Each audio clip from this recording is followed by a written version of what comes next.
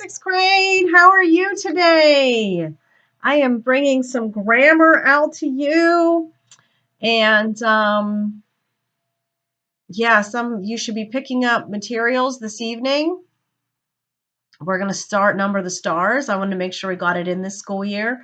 So, because it's one of my favorite books. I hope you like it too. But if you don't, it's okay. I won't be offended. But you're still going to read it. So we're going to pick up today. You're going to come to the school, or maybe your parents are coming. Somebody's coming to get your Number the Stars novel today. And we're going to go over some grammar. And tomorrow we're going to have our first Zoom session where we're just going to kind of like see how Zoom works and talk a little bit about the novel Number the Stars before you start to read it. Okay? So today we're doing grammar. So get your grammar books out. It's been a while. It feels like it's been forever because since spring break and then all these days have passed. So now get your grammar brains back going here. Okay. If you need to, you can pause this and go to your resources and listen to word crimes. That'll get you in the mood for grammar. Okay. All right. It's been in your resources this whole time. So if ever you need a little cheer up, just go ahead and listen to it because it cheers me up every time I hear it, especially when I'm doing grammar. All right, so we're going to be on pages 91 and 92 and then 93. So 91 and 92 dealt with subject-verb agreement. Now remember that your subject and your verb have to agree in number and tense. Well, sort of tense isn't really a big deal with English. It's more of a big deal with other languages. But it has to agree in number. So if you have a singular subject, you have to have a singular verb. If you have a plural subject, you have to have a plural verb. And you can't get mixed up by words that come between the subject and the verb. It's always the subject and the verb. It has nothing to do with the prepositional phrases. Adverbs don't matter. None of that stuff. The hardest things to remember is when you have combined subjects, when you have more than one subject. If they're linked with an and, you use the plural verb. But if they're linked with an or, then you use the one that is closer to the verb. That's the one that agrees, okay? So page 91, I believe I already went over with you, but I'm going to go over it again just real quick, so check and make sure you have the right answers. I'm just going to tell you what circle you should have colored in. Number 1 should have been the second circle, the bottom one. Number 2 is the first circle, the top one. Number 3 is the second circle, the bottom one. Number 4 is the first circle, the top one. Number 5 is the first circle, the top one. Number 6 is also the first circle, the top one. Number 7 is the bottom circle, the second one. And number 8 is the top circle, the first one. Okay, so now let's look at page 92 because this one you should have done yourself. And you should be finished. Most of you are sending me pictures. Now, I want to ask you also, now I know I made a big deal about the apply and write, and I've seen some improvement with that. But when you snap your pictures, could you try to get the page numbers in the picture? And if you don't get the page numbers in the picture, tell me in the subject of the email what page numbers you're sending me. Because some people are sending me more than one page number. And especially for some of you falling a little bit behind and you're trying to get caught up, I don't have a photographic memory. So if you don't give me page numbers, I have to get my book out, flip through it, see which page it is, which I can do, and that's what I've been doing. It's a lot easier for me if you either make sure the numbers are in the picture, or tell me in the subject line or some part of the email what page numbers you're sending me. Okay, that would be very helpful for Mrs. Masson, and I would greatly appreciate it. All right, so page 92, the top part, you're filling in the circle next to each sentence that is correctly written. So number 1 is going to be the first one. New balls and helmets arrive. Number 2, you should have selected the second one. The coach assigns the numbers of the uniforms. Number 3, you should have selected the second one again. The players practice with the new equipment. Number 4, you should have selected the bottom one. Jason kicks a field goal.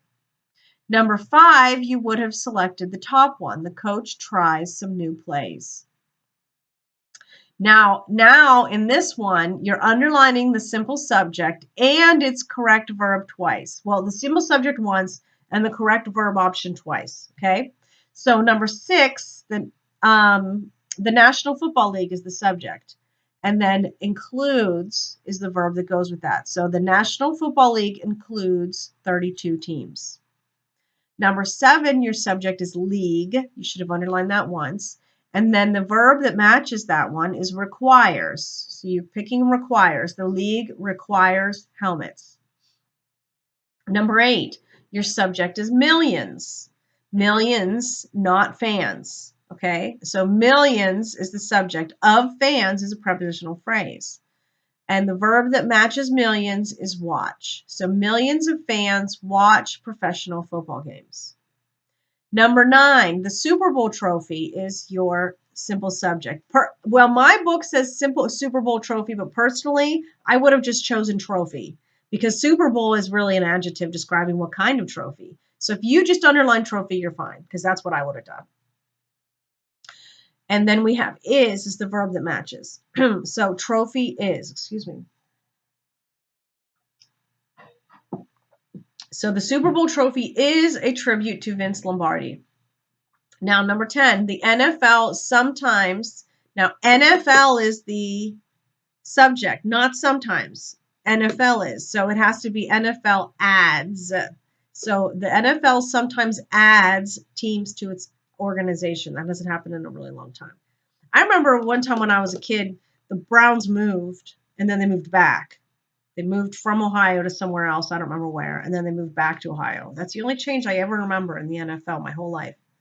But I don't really pay close attention either. So it could be something. Anyways, 11. My mother is the subject, likes. We're going with likes. Mother likes. My mother likes the Cowboys and the Steelers. Woo, woo, Steelers. Okay. Number 12. Troy Aikman and Emmett Smith. Now, Troy Aikman is a subject.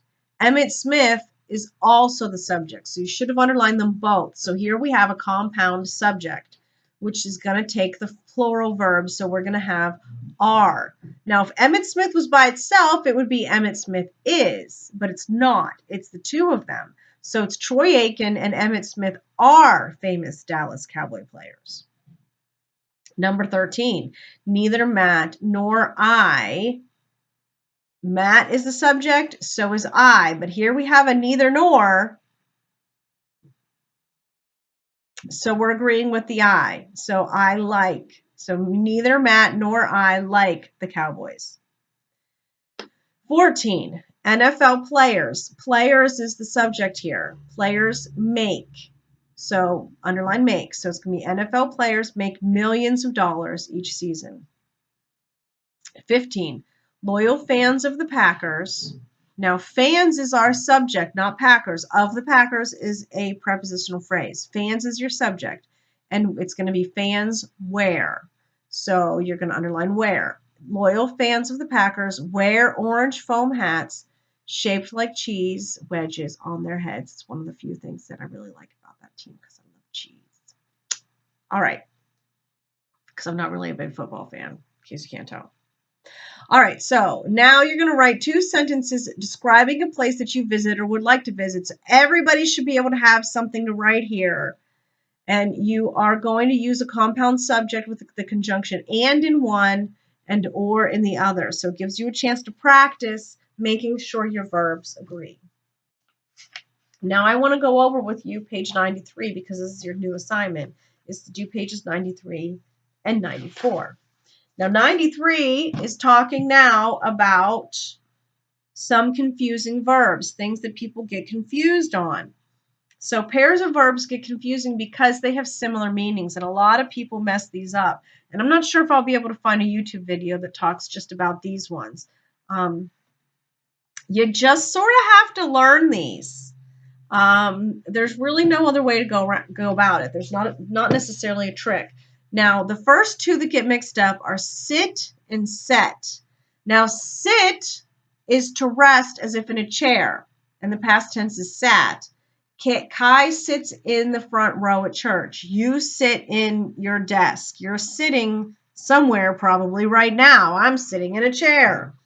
Sit is something that something does on its own. A dog sits. A cat sits. A person sits. Now, set is when you place something down. So something that it sets isn't doing it on its own power. Somebody is doing it for it. So set and set. So Jim set his football on the ground. My son set the table. This book is setting on the desk because I put it there, okay? So if it's something that you did yourself or the animal did, or, sitting is an action that is done on your own. Set, if the baby is napping, you set the baby in the bassinet. When the baby wakes up, it sits up on its own. Well, if it's a big enough baby, old enough baby to sit. But you see the difference? Like I set the baby in the chair, the baby sits and eats its dinner. So there's a little bit of it. That's kind of how you can remember the difference is that if somebody is putting something to rest, it's set. If that thing is resting on its own, it sits. Imply and infer. This is one that is confusing, but it doesn't come up a lot in conversation, so you may not be real familiar. Imply is to suggest something. The tone of his voice implied enthusiasm. The tears on her face implied sadness. The gray skies implied rain was coming. Okay, so imply is the clue when it's giving clues. Infer is when you take the clues and make your own conclusion. So based on the gray clouds, I inferred that it was going to rain. The gray clouds were implying the rain was coming. I inferred that the rain was coming. So when you make the decision on your own, you're making an inference.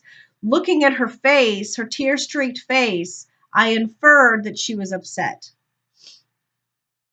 So after smelling the meat, it says here, I inferred that it was rotten. Ugh, I don't want to smell. But that's true. You smell meat. We have this issue with eggs right now. Goodness gracious, here it is we just found a hard-boiled egg that hadn't been found. And guess how we decided if it was rotten or not? We smelled it. Okay. Yeah, it went in the garbage. Now we have rise and raise. So rise means to go upward, and raise is to cause to go upward. So this is similar to sit and set. If I might rise from my chair, the water will rise. So this is an action that is being taken by that object. But raise is something that you are causing. So you raise the flag. The flag doesn't rise on its own. I'm making it. I'm raising it. Okay. So the sun rises every morning. We raise the flag every morning. So if something's going up on its own power, it's rising. If something is making it go up, it's raising. Okay. Very similar to sit and set that way. And then we have helping verbs that can also get confused, can and may. Now, I don't know about you, but I have a grandma. If I ask her if I can do something, she will say, may you? Because what you're really asking for is for permission, not ability. Can means you're able to do something. It means you're capable. You have the capabilities. Peyton can climb that mountain. Everyone in 6th grade can use the restroom. You should be potty trained by now.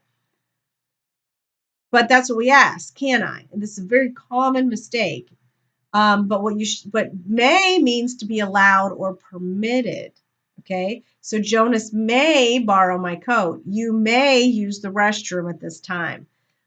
So when you ask to go to the bathroom and you get the teacher go, I don't know, can you? I do it. I'm guilty of it. My grandma did it. She taught it to me, I guess. That's what they're really doing is correcting your grammar because you're using the wrong word. So, it might be, can I have a snack? Well, are you capable of eating? Of course you're capable of eating. You can get food, you can put it in your mouth, you're capable of doing this. The question is, may I have a snack? And if it's a half hour before dinner, the answer is going to be no. But, if you got some time before dinner, then go ahead. I know some of y'all have probably been doing some serious snacking since you've been home.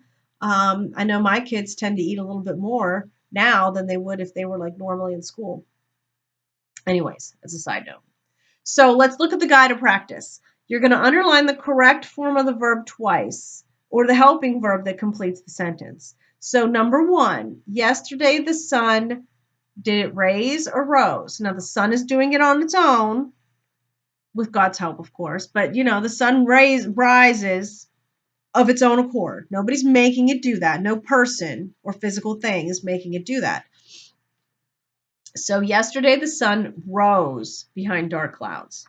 Number 2, are we going to sit or set? Are we doing this ourselves or is somebody putting us down? We're going to do this ourselves. We're going to sit on our porch and watch the thunderstorms. And I did that the other day. We had a wonderful thunderstorm in the evening, and I actually did sit on the porch and watch the thunderstorm. It was wonderful. All right. Number 3, from the look of the sky, Julie either implied or inferred that she would need an umbrella. Now, is she giving the clues or is she reading the clues? She's reading the clues of the dark sky, so it's inferred. Okay. Number 4, her expression implied or inferred her displeasure. So is she reading the clues or giving the clues? In this case, the expression is giving the clues. So the answer is going to be implied.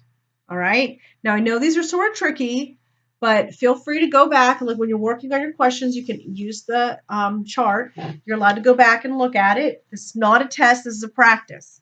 So you're going to complete page 95 and you're going to take a little picture of it and email it to me. And yes, you have to do the implied right. Have a nice day.